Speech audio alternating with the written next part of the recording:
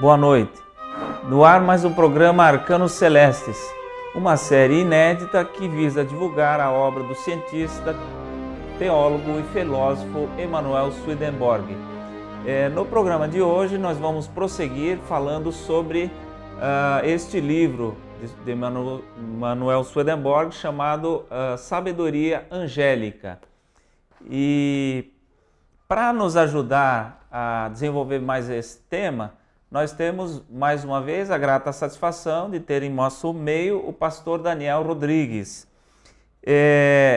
Pastor Daniel, explique como o Senhor de toda a eternidade, que é Jeová, criou de si mesmo e não do nada o universo e todas as coisas do universo. Boa noite, pastor. Boa noite, pastor Eduardo. Que a paz de nosso Senhor e Salvador Jesus Cristo esteja com todos vós. Como Ele criou todas as coisas, o Senhor Deus Jesus Cristo criou todas as coisas do universo através do sol espiritual. Aquela velha ideia que as pessoas têm que foi criado do nada é uma falácia, pois do nada vem nada. Agora, da substância que é a vida, que é o amor e a sabedoria, procedem todas as coisas. Na narrativa do primeiro capítulo de Gênesis, bem antes da criação dos luminares naturais, que é o Sol e a Lua, nós observamos que o Senhor disse: haja luz, e a luz assim se fez. É exatamente nesse ponto que nós vemos a criação destacada do Sol espiritual.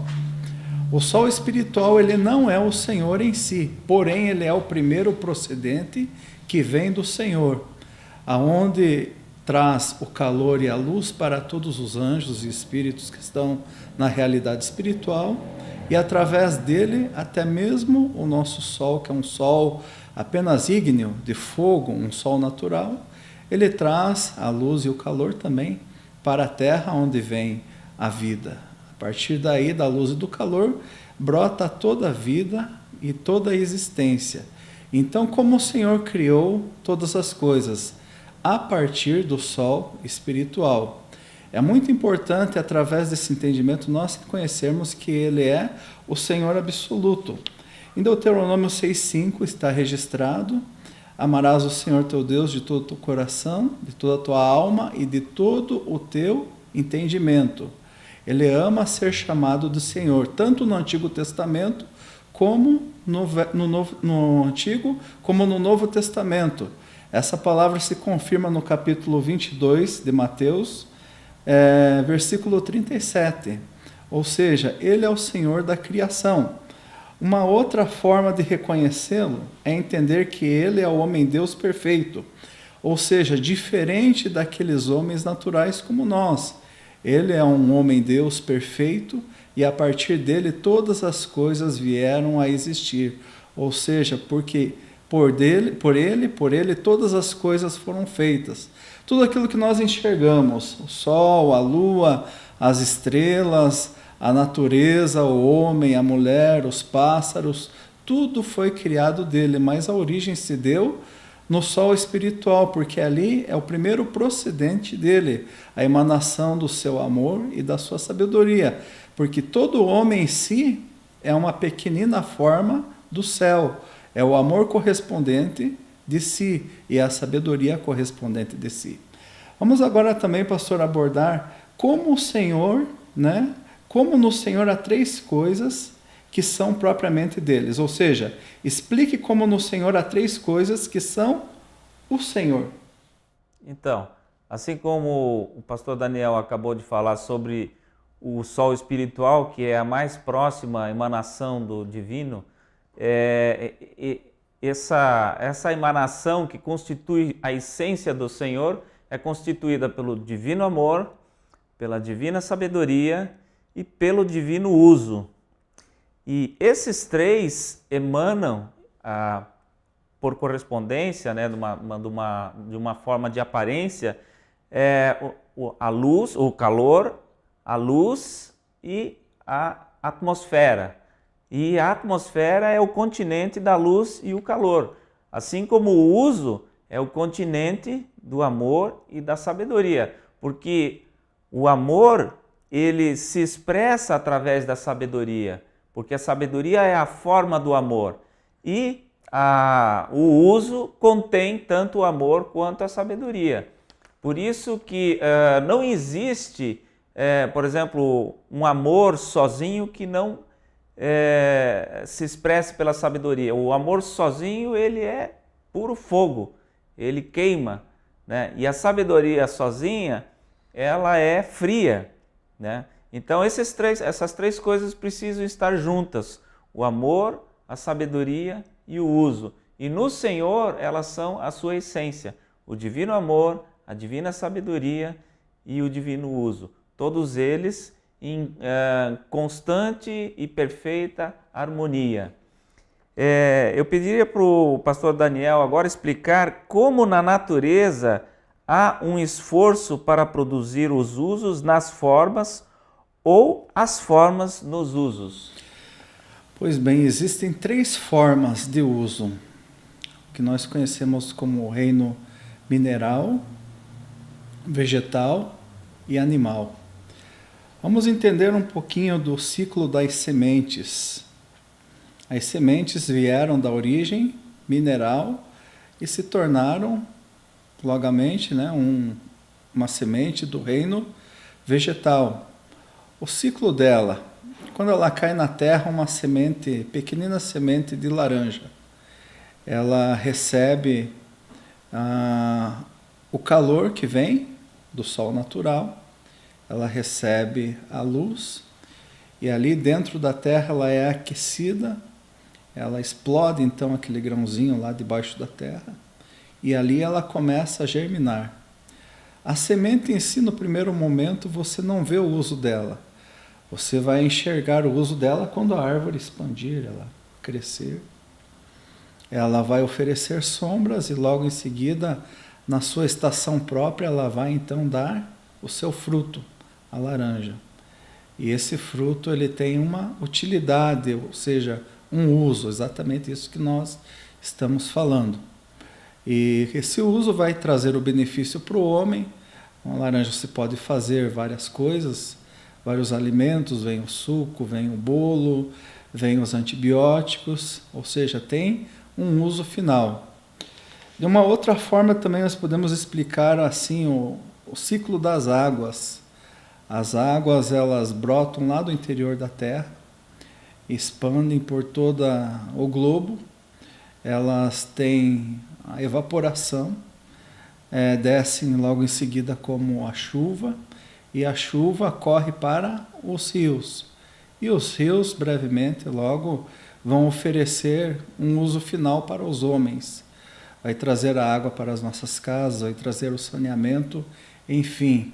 E toda a vida humana nós sabemos que tem uma forte dependência, o homem não vive sem as águas, ou seja, as águas também do reino mineral têm um uso. O que nós queremos dizer é o seguinte, que tudo que foi criado pelo Senhor Deus Jesus Cristo tem um uso. E esse uso é para o homem, é para os animais. E o que traz assim a coroação desse pensamento é que tudo no universo é uma pequenina imagem do próprio homem. Por exemplo, quando você pega algumas frutas, como a pera, você olhando para ela, você pode perceber que ela é muito parecida com o útero de uma mulher. Ou seja, está trazendo a imagem do homem. Quando você pega uma outra fruta, tipo um cacho de uvas, você pode ver que ali ele é muito semelhante com uma mórula, que é uma imagem remota do próprio homem quando está na vida uterina. Quando você olha para as galáxias, existem galáxias que têm o formato de um embrião, como se fosse um embrião humano no útero da sua mamãe, né? Então, todas as coisas que estão no universo, na Terra, elas trazem a imagem final do próprio homem, né? Que significa que é a correspondência da imagem do homem, tanto no macro como no micro espaço, né? Explique como todas as coisas do universo criado considerado pelos usos, representam em imagem o homem, e como isso atesta que Deus é homem. Então, justamente com essa explicação que o pastor Daniel acabou de nos dar, em que em muitas coisas, praticamente todas as coisas do universo têm essa impresso na sua origem a figura de Deus homem. E isso nós podemos perceber não tanto no plano natural, mas mais ainda no plano espiritual. E Swedenborg foi, quanto a seu espírito, e viveu durante 27 anos como um cidadão de dois mundos, entre o mundo natural e o mundo espiritual. E lá ele pôde ter esse conhecimento junto de anjos e espíritos, de que todas as coisas que existem no mundo espiritual são exatamente iguais às que existem no mundo natural, só que com uma única diferença, que lá elas são espirituais e, como tal, não são fixas nem estacionárias. Elas mudam conforme os estados interiores dos espíritos e dos anjos, né? Então lá, por exemplo, um anjo que está numa sociedade angélica, todo o universo ao redor dele é a imagem do que ele traz dentro de si. Seus pensamentos, as suas afeições, né? As coisas que ele carrega dentro de si. Por isso que o homem é como que um microcosmos, né? Ele traz, digamos assim, plantas, árvores, arbustos, gramas, né? Insetos, pássaros, animais, rios, né? E todas as coisas que estão na natureza estão representadas dentro dele, porque as coisas aparecem, né, junto deles como uma representação do que está neles, né? E assim também os espíritos maus, os maus espíritos ou os diabos e satanás que estão no inferno, a representação em volta deles são coisas assim, tipo pântanos, né? Lugares com estrume, com urina, com coisas assim excrementícias, né? Ou seja, porque são representações de como eles são por dentro, realmente, né? Apesar de que quando você vê um espírito desses de longe, de perto, ele aparece como uma figura de um homem, mas de longe os anjos percebem as suas emanações diabólicas, né? E isso se dá assim digamos assim, no cenário que está em volta desses espíritos maléficos, né? Então, da mesma forma que existe isso, existe essa representação do microcosmos no macrocosmos, né? E Deus, como sendo o criador de todas as coisas, como ele criou esse universo maravilhoso, esse universo maravilhoso atesta que ele é um homem, né? Porque isso veio como uma imagem e como uma criação que saiu do pensamento e das afeições divinas. Daí que o nosso universo é maravilhoso, como o próprio Deus é maravilhoso, né? Pastor Daniel, explique como foram criados os maus usos. Pois bem, nós precisamos desmistificar algo. Existe uma ideia muito errada no pensamento humano, que Deus criou o mal também. Isso está totalmente errado. O Senhor, Deus Jesus Cristo, Ele criou todas as coisas bonitas, maravilhosas. Você olha para uma noite estrelada, você diz, uau, que coisa linda. Se olha o mar infinito, as florestas, os animais, o homem e a mulher. Todas as coisas boas foram criadas pelo divino Senhor Jesus Cristo. Aonde que entrou a maldade?